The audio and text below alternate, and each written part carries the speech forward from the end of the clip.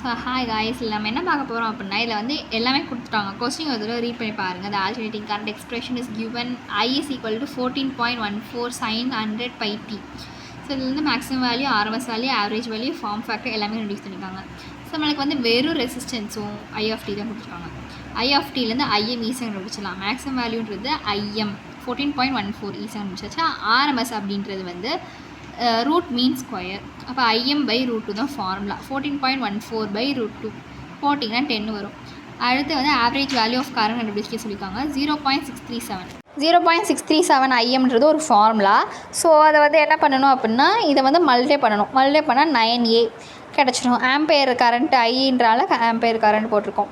Form factor என்னது? RMS by average தான் form factor.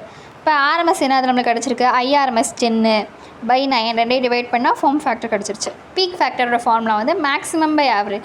இங்கே பாருங்கள், ஃபார்ம் ஃபேக்டரோட ஃபார்முலா வந்து ஆவரேஜில் வரும். மீன் ஃபேக்டர் வந்து மேக்ஸிமம் வரும். அப்போ மேக்ஸிமமோட என்ன கிடச்சிச்சு நம்மளுக்கு? 14.14 பை ஆர்எம்எஸ் 10 போட்டால் 1.1414 கிடச்சிருச்சு. இப்போ நமக்கு வந்து பவர் கேட்டிருக்காங்க. Power consume when it flows through the resistance of 10 ohm கொடுத்துருக்காங்க.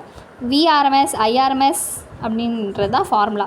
இப்போ என்ன பண்ண நம்மளுக்கு வந்து பி தான் தெரியணும். அப்போ I² RMS into 10 into R.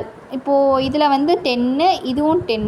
அப்போ 10² × 10 100 × 10 வந்து 1000 வரும். அது வந்து கிலோவாட்டில் மாற்றி போட்டிருக்கும்.